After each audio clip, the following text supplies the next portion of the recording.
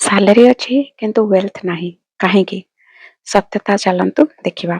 Salary ବଢୁଛି କିନ୍ତୁ savings ହଉଛି ଜିରୋ। ତ ଏଇ ଭିଡିଓଟି ହଉଛି ଆପଣମାନଙ୍କ ପାଇଁ। ସାଲେରୀ ହେଉଛି ନର୍ମାଲି ମାସକୁ ମାସ ଆସୁଥିବା ଇନକମ୍ ଯୋଉଟା ସମସ୍ତେ ଜାଣନ୍ତି।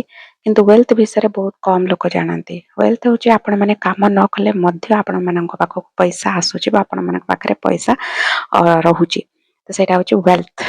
ତ ହାଇ ସାଲେରୀ ଯୋଉମାନେ ରୋଜଗାର କରୁଛନ୍ତି ତ ବି ସେମାନେ ଇଏମଆଇରେ, ରେଣ୍ଟରେ, ଲାଇଫଷ୍ଟାଇଲ, ଇନଫ୍ଲେସନରେ ସବୁ ସାଲେରୀ ତାଙ୍କର ଚାଲିଯାଏ।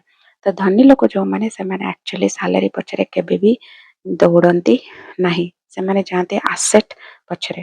ଆଉ ଏ ଆସେଟ୍ କଣ? SIP investment, equity investment, business, side business, real estate ଏଟସେଟ୍ରା।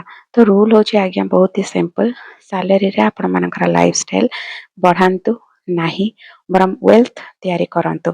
ତ ଆପଣମାନେ ସାଲେରୀ ଆର୍ନର ନା ୱେଲ୍ଥ ବିଲ୍ଡର କମେଣ୍ଟ କରିକି ଜଣାନ୍ତୁ ସାଲେରୀ କି ୱେଲ୍ଥ। ଆଉ এই ଭିଡ଼ିଓଟିକୁ ଲାଇକ୍ ଆଉ ସବସ୍କ୍ରାଇବ କରନ୍ତୁ, ସେୟାର ବି କରନ୍ତୁ।